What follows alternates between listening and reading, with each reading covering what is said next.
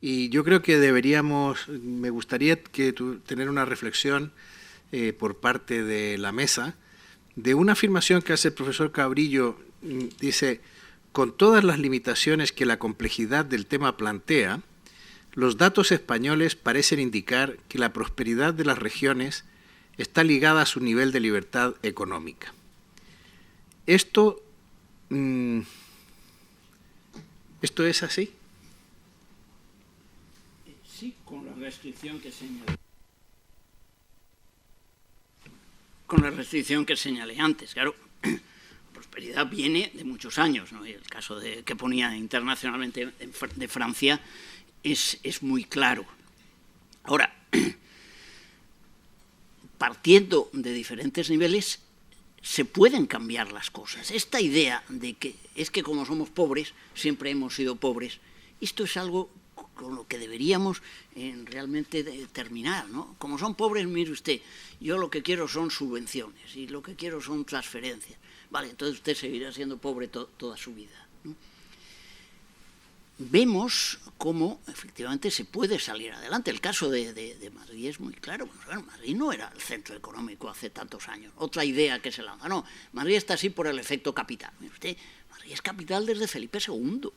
Creo que han pasado algunos años ya sobre esto. Y curiosamente, Madrid ha progresado mucho más desde que hay comunidades autónomas, que es algo aparentemente contraintuitivo, porque si tú tienes un sistema centralizado, ¿no?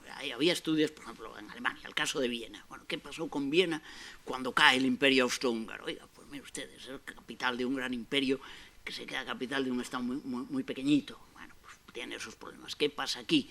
Pues aquí resulta que gran parte de las competencias que se tenían en Madrid, pues se las quitan y ahora van a las comunidades autónomas. No, por todo Madrid va mejor, es decir, la política económica sirve y se puede utilizar, y hay diferencias. Así es como yo veo el tema.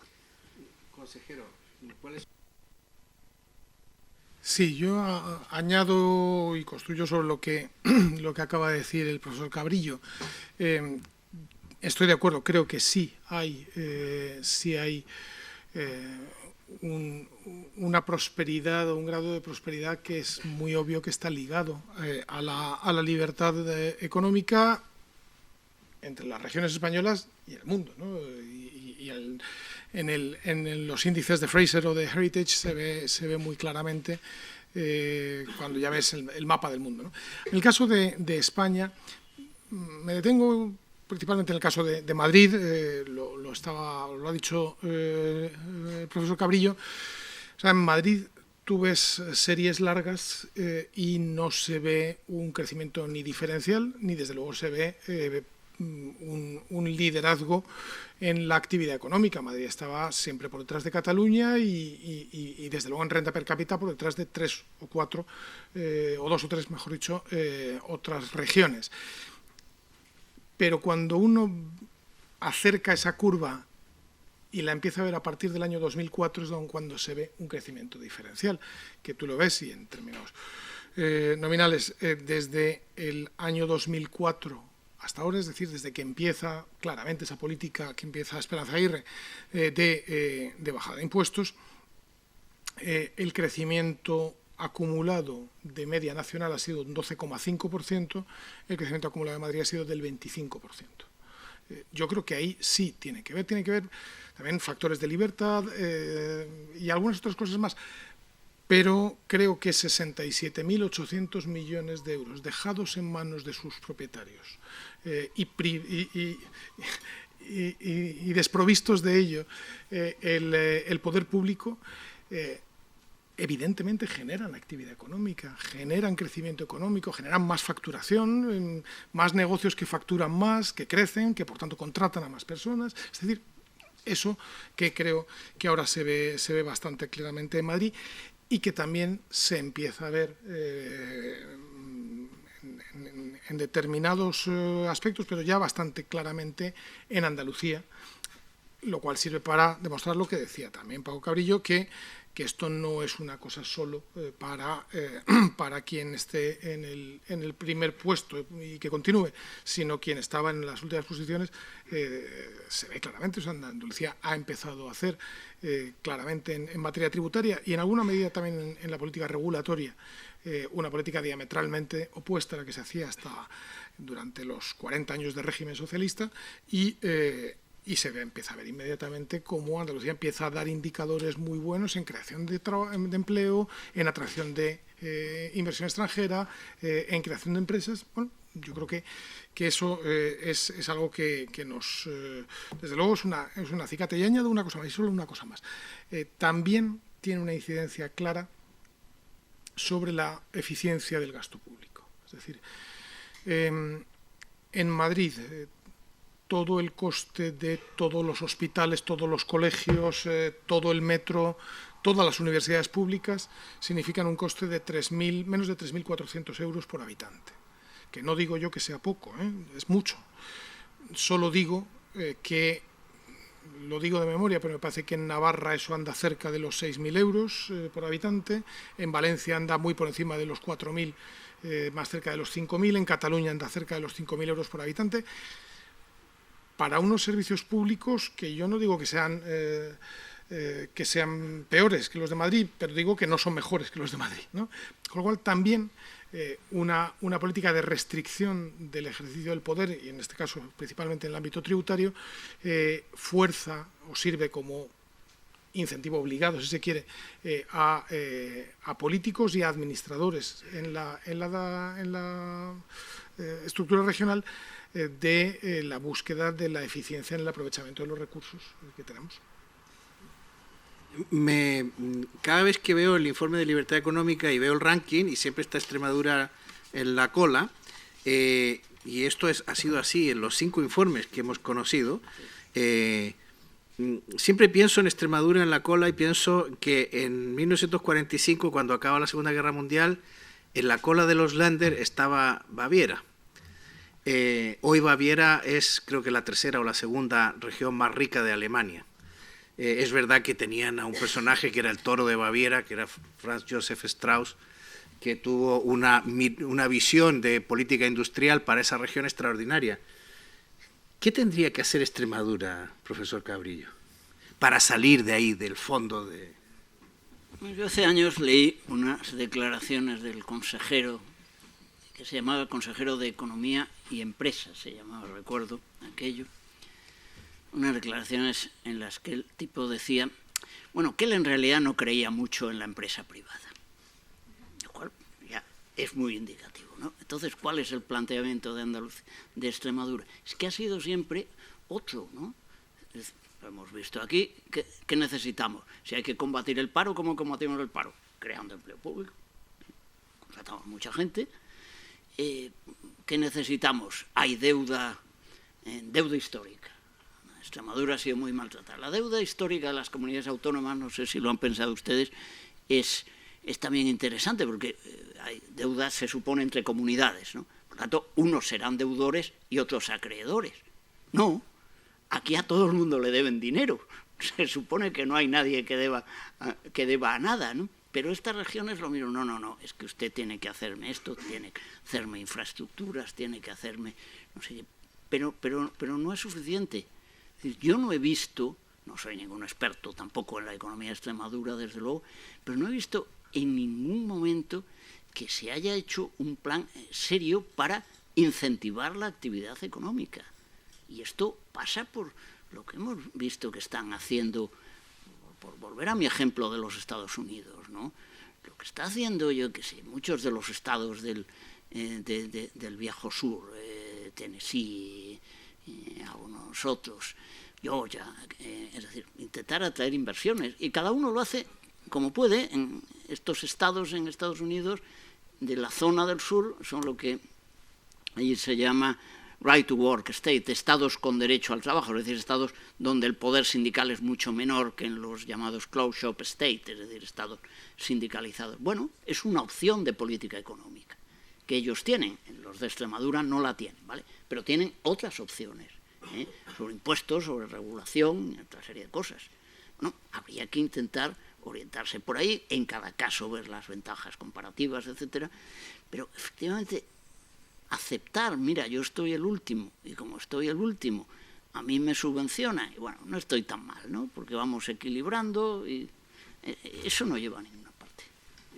Consejero, esto nos lleva, claro, el profesor Cabrillo, y voy a hacer una pregunta quizá le resulte incómoda, porque el profesor Cabrillo dijo que había que estudiar si la presencia de un partido en el gobierno nacional o los gobiernos autonómicos condicionaba esto. Efectivamente, en este caso de Extremadura, el PP ha gobernado ahí. Y no vimos una apuesta por la liberación o la desregulación. ¿Qué comentario le cabe hacer en este caso? Vamos a ver, el PP gobernó en Extremadura efectivamente 4 años de 40. No digo que un grano ¿cómo era? El grano no hace granero, pero ayuda al compañero, ¿no? Bueno, pues eso. No es digamos, un periodo de tiempo que se pueda poner en parangón con el que el Partido Socialista lleva gobernando en Extremadura. En esos 4 años yo creo que se hicieron cosas importantes, algunas bajadas de impuestos, algunas de ellas medio permanecen ahí camufladas. El impuesto de sucesiones de Extremadura no está tan mal. Está mucho peor el de Asturias, está mucho peor el de Valencia o Canarias, ¿no? Pero sí se hizo cosas buenas. Yo espero que haya oportunidad dentro de poco de ver una nueva oleada y un cambio. Yo me líbreme Dios, mejor dicho, de cualquier tentación de decir lo que, hablando como consejero de la Comunidad de Madrid, lo que debe hacer otra comunidad autónoma, en este caso Extremadura. Creo que lo que ha dicho Paco Cabrillo se entiende perfectamente, pero sí que se libre los demás de decirnos a la Comunidad de Madrid lo que tenemos que hacer, ¿no? Y que se libren los demás de pretender imponernos a la Comunidad de Madrid cómo tienen que ser, por ejemplo, los impuestos. Es decir, si hay unos impuestos que han sido cedidos a las comunidades autónomas, algunos de ellos hace 20 años, pacíficamente, con plena capacidad normativa, es para que haya, entre otras cosas, cauces para la expresión del pluralismo político que aparece en el artículo 1.1 de la Constitución. Es decir, para que los socialistas hagan la política de impuestos que les gustan a los socialistas, que a mí me horroriza, y los liberales hagamos la política de impuestos que nos gusta a los liberales. Lo que no vale es toda esta broma en torno, que no es una broma, toda esta canallada en torno a la mal llamada armonización, que consiste en que gobernantes que están hartos de que les paren por la calle para decirles que quiero que me bajes el impuesto de sucesiones, como en Madrid, digan, pues para eliminar al testigo incómodo voy a imponer el socialismo fiscal obligatorio, ¿no? Y eso es en lo que consiste todo este empeño que capitanea María Jesús Montero y Pedro Sánchez, evidentemente también, en el que llevamos, en la batalla en la que llevamos particularmente en estos últimos 4 años, y que ha tenido la manifestación más profundamente desgraciada, que ha sido la creación, la invención de un impuesto de patrimonio bis, que se coloca en la posición en la que está el impuesto de patrimonio, felizmente suprimido en la Comunidad de Madrid hace 14 años, que parece poco, pero es que hace 14 años que no hay impuesto de patrimonio en Madrid, y hay que ver lo bien que nos ha ido, y nos lo colocan, de una manera además absolutamente rompiendo todas las reglas de protección de los derechos fundamentales, en particular de los parlamentarios, habidas y por haber, pero ese es impuesto que se crea con efecto en la práctica retroactivo, que hemos recurrido nosotros, la Junta de Andalucía y la Xunta de Galicia, al Tribunal Constitucional, y que ha sido admitido a trámite justo en el día de ayer, y que yo espero que, antes de que decida el Tribunal Constitucional, sé que lo derogará el siguiente gobierno. Profesor Cabrillo. Sí, es un tema de la competencia fiscal que me ha preocupado, porque de nuevo, piensen ustedes, somos un país raro. ¿Por qué somos un país raro? Vuelvo a fijarme en el país federal que mejor conozco, que son los Estados Unidos. En Estados Unidos hay una tradición que viene de los padres constituyentes sobre el grado de autonomía de los estados y el poder que debería tener el gobierno federal. Esto va a lo largo del tiempo y en general los mayores partidarios de la intervención del Estado en la economía son críticos de la autonomía de los estados. El caso más claro es Roosevelt. Buena parte de la polémica del Tribunal Supremo por motivos económicos en los años de Roosevelt es sustanciar en términos formalmente de competencia cuestiones de fondo sobre la capacidad de legislar el gobierno federal o los estados. Y esto es una constante en los Estados Unidos, lo acabamos de ver en la sentencia del aborto, que no tiene que ver con eso, pero el análisis técnico es muy parecido. Vale. Entonces, digamos, el enfoque Roosevelt, llamémoslo socialdemócrata a la americana, es yo intervengo. Pero aquí no, aquí tenemos un fenómeno curiosísimo, que es la ideología de izquierdas autonomista o federalista. Pero esto lleva a una contradicción muy difícilmente, que se puede resolver muy difícilmente, y es que si yo estoy defendiendo la autonomía, oiga, tendré que tener la autonomía fiscal. Pues no. Queremos autonomía en todo, queremos tener nuestra ley, no sé qué. Oiga, en los impuestos, no. Los impuestos que sea el Estado central el que lo haga, ¿no? Es decir, la idea en teoría económica hay un concepto que es el de George Stigler, ¿no? Que decía lo que él llamaba el oligopolio perfecto. Decía que es un oligopolio perfecto. Dice, no miren ustedes el número de empresas, no. Dice, estamos en un oligopolio perfecto cuando ningún consumidor tiene incentivos para cambiar de proveedor. ¿Qué es lo que eran las líneas aéreas cuando éramos jóvenes y había una serie de sectores? Entonces, ¿qué es lo que se plantea aquí? En el fondo, lo que decía Javier es que se está planteando un enfoque de vamos a hacer un oligopolio de las comunidades autónomas. ¿Y entonces qué pasa? También sabemos que los oligopolios se rompen, son inestables, a no ser que haya una autoridad sobre el oligopolio. ¿Cuál es esa autoridad? El Estado.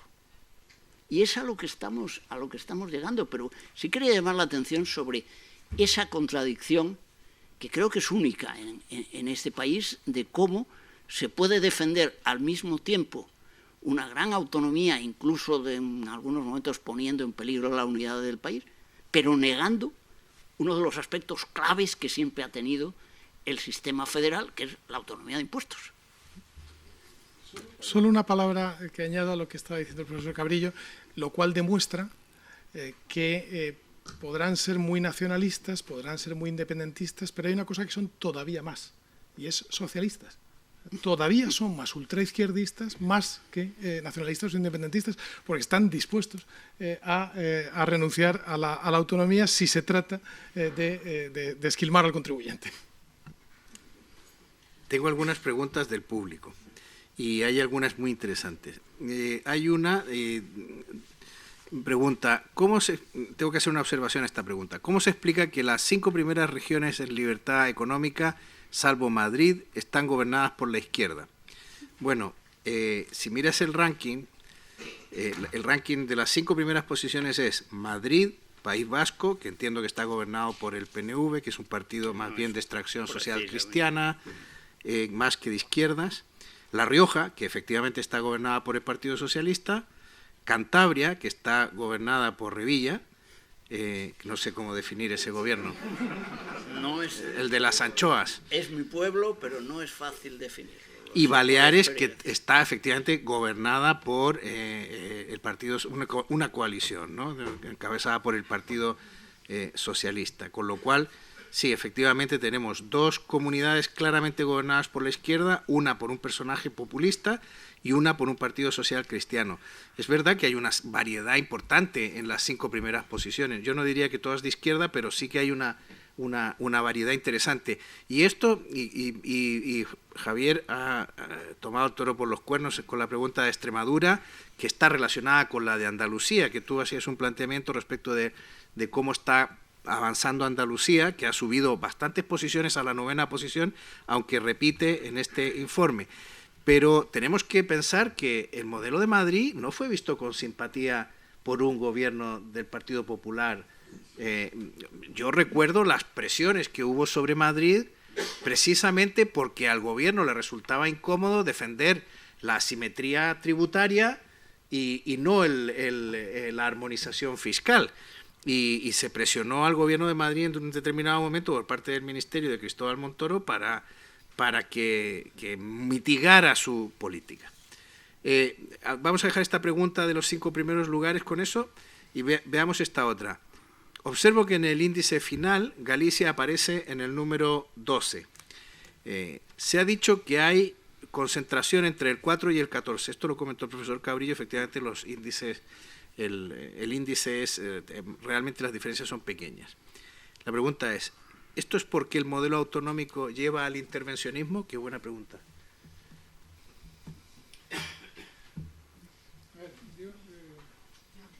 Perdón. Bueno, yo creo que es interesante ver, en la anterior pregunta y en esta, ver también, y se ve bien en la página 23 del libro, la evolución, ¿no? Y se ve que en el socialismo se cae deprisa, ¿no? Se puede caer deprisa. Comunidad Valenciana, cuarto en el 2015, ha caído al 15 en el 2022. A Canarias le ha debido pasar algo muy parecido.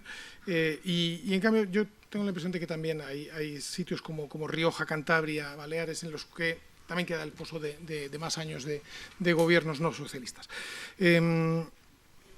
Ahora, yo creo que, respondiendo a tu última pregunta,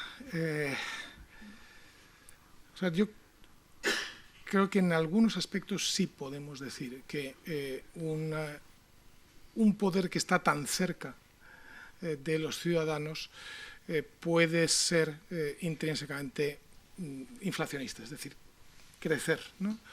Yo siempre lo pienso. Yo, cuando era consejero de Sanidad, cuando era consejero de Sanidad, como eran los años en los que no hay dinero para hacer nada, la respuesta era fácil, pero tenía siempre a los alcaldes pidiendo, como es lógico, un centro de salud en su municipio. Y ya digo que como no teníamos dinero para hacer nada, pues no había. La respuesta era sencilla. Pero siempre pensaba, bueno, al ministro de Sanidad, cuando eso no le llegaba.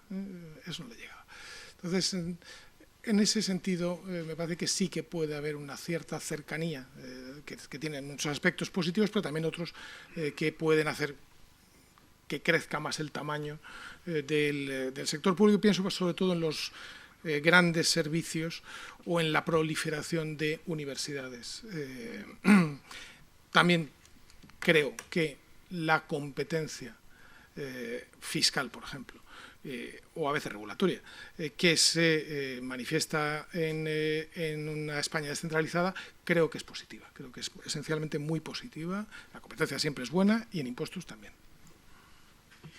Sí, una observación simplemente. Claro, bueno, mi ejemplo americano, antes que estudié un poco, el número 1 decíamos que era New Hampshire, ¿no? ¿Qué es New Hampshire? Pues New Hampshire, todo el mundo sabe que es uno de esos estados que oscilan, ¿no? De hecho, muchas veces para ver qué va a pasar en las elecciones, primero se mira New Hampshire, ¿no? Y sin embargo el número 1, y es un estado que ha ido cambiando, ahora mismo republicano el gobernador, pero ha habido cambios. En estas regiones también ha ido ocurriendo y hay que mirar la evolución. Esto he insistido mucho. La situación que tenemos aquí viene heredada de muy atrás. Entonces vamos a ver cómo hemos ido evolucionando. Y hay casos en los cuales pues, se puede mantener al margen de un partido u otro. Hay casos, el caso en estos momentos de todo lo que sale aquí, a mí el caso de Valencia me parece el más preocupante, claramente, ¿no?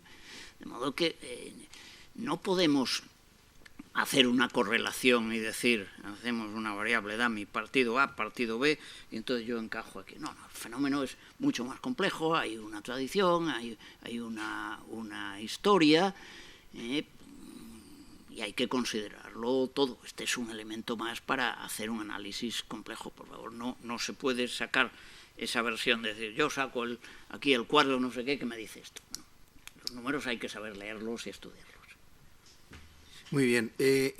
Hay un asunto. Hoy el presidente de gobierno ha prometido 43.000 viviendas, soluciones, viviendas más, serían 93.000, pero las 50.000 del domingo no existen, serían 9.000 que quedaron vivas de las promesas del domingo. Entonces, bueno, tenemos, o sea, el gobierno presume de sus buenos números macroeconómicos, de haber evitado la crisis de una manera inédita, y sin embargo estamos viendo que la gente tiene problemas para alquilar, que la gente tiene problemas para comprarse una casa. Entonces, creo que hemos perdido un poco el foco en medio de toda esta propaganda y no nos detenemos a pensar en que el problema es que nuestras rentas salariales están un 20% por debajo de la media europea. Y que este proceso no solo es responsabilidad de este gobierno, sino que se viene dando desde la crisis anterior, del 2008. Y que básicamente, esto lo dijo aquí Jesús Fernández Villaverde en una conferencia extraordinaria, llevamos estancados desde el punto de vista de la prosperidad y de la riqueza desde el año 2006. Nuestro PIB per cápita no ha mejorado y entre tanto hay países como la República Checa que has citado que nos han pasado.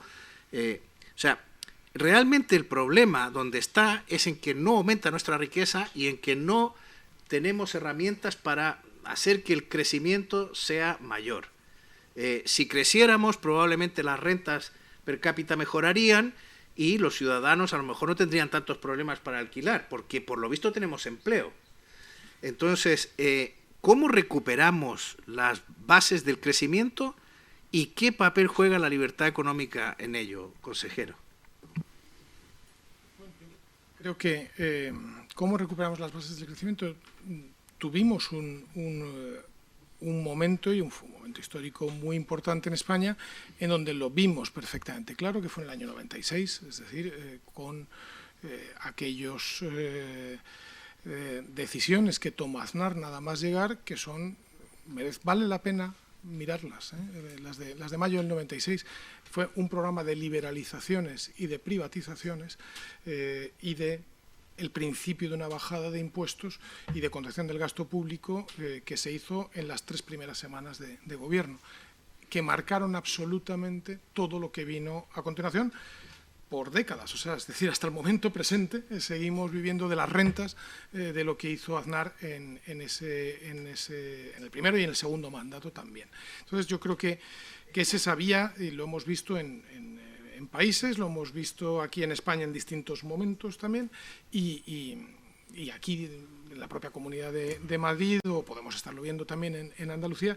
Yo creo que esa es la vía. Por ejemplo, la cuestión del debate sobre la vivienda y el alquiler, más allá de los anuncios delirantemente falsos del presidente del gobierno, más allá de eso, hay una realidad que Isabel Díaz Ayuso la ha estado diciendo estos días, también Antonio Feijóo, que es, aquí el problema es que no hay suficientes casas. Entonces, dejemos que se construyan casas. ¿Por qué tenemos limitado y convertido en escaso en España un bien que no es escaso, que es el suelo? Y dejo al margen todo el bien del suelo que tenga algún grado de interés medioambiental o paisajístico, lo que se quiera.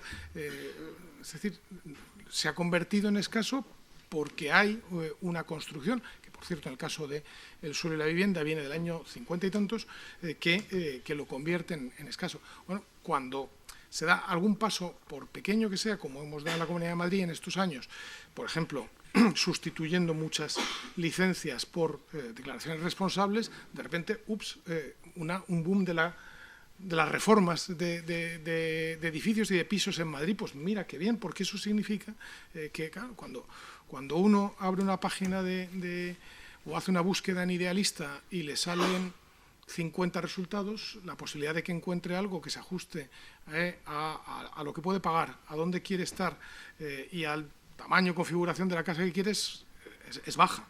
Si en esa búsqueda Idealista, en vez de 50 casas, le salen 1.000 o 5.000, las posibilidades crecen enormemente. Y eso es de lo que tendríamos que hablar y de lo que tendremos que hablar, y yo creo que se darán pasos.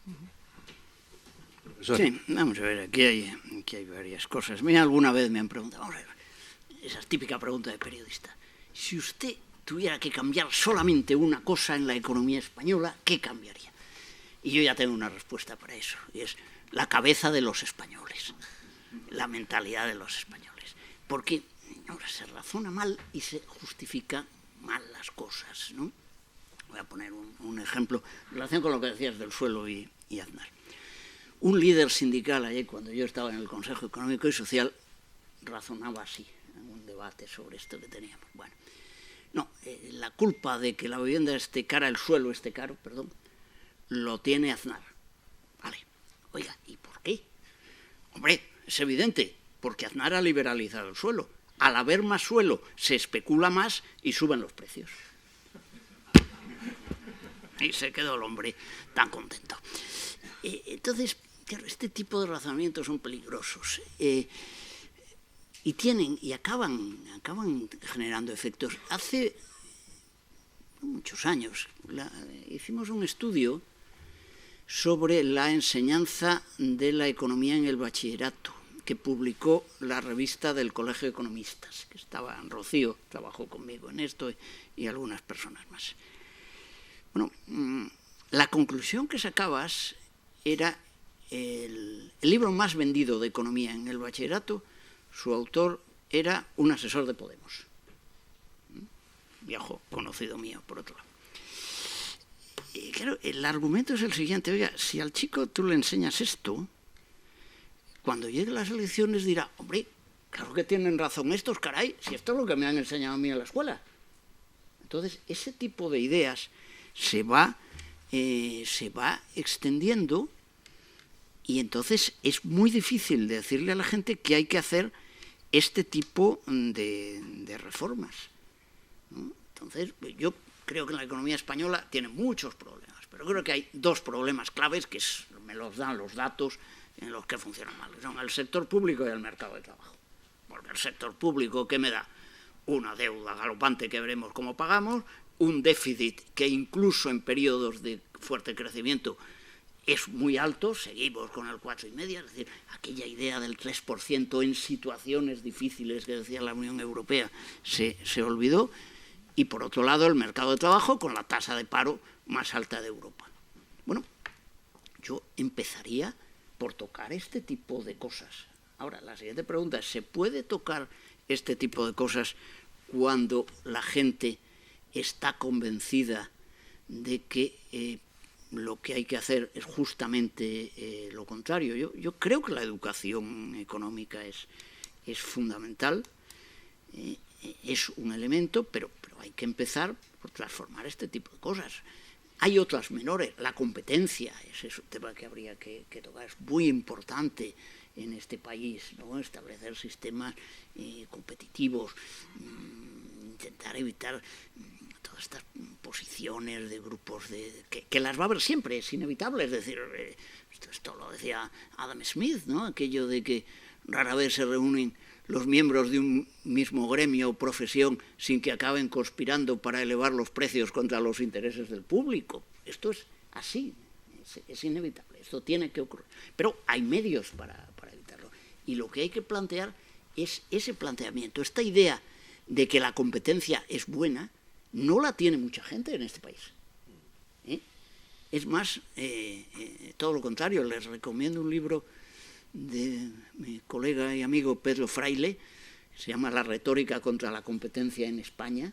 Es un libro sobre la historia que es divertidísimo, donde los colegios profesionales, la Iglesia Católica, no sé, la competencia es malo. Bueno, ese tipo de cosas, pero si hay que buscar un sector, yo me iría a lo que tenemos. Es decir, es difícil progresar con una tasa de paro permanentemente tan alta como la que tenemos, y el paro no se arregla llamando fijo discontinuo a un parado.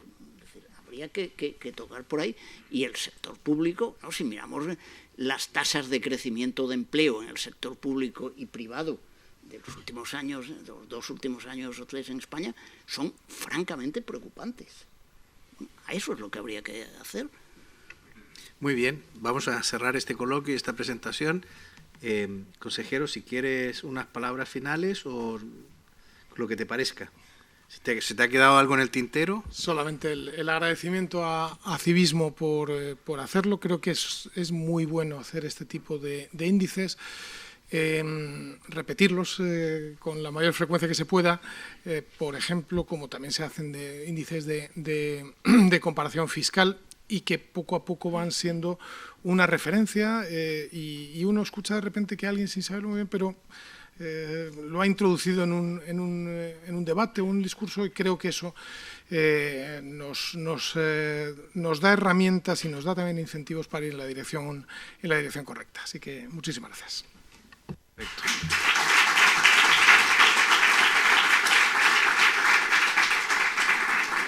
Profesor Cabrillo, ¿tú quieres decir algo antes de marcharnos? No, Perdón. Porque además veo que la gente ya se está marchando. Vale. Yo creo que lo que ha dicho Javier Laschetti ha sido un cierre perfecto. Muy bien, pues muchísimas gracias.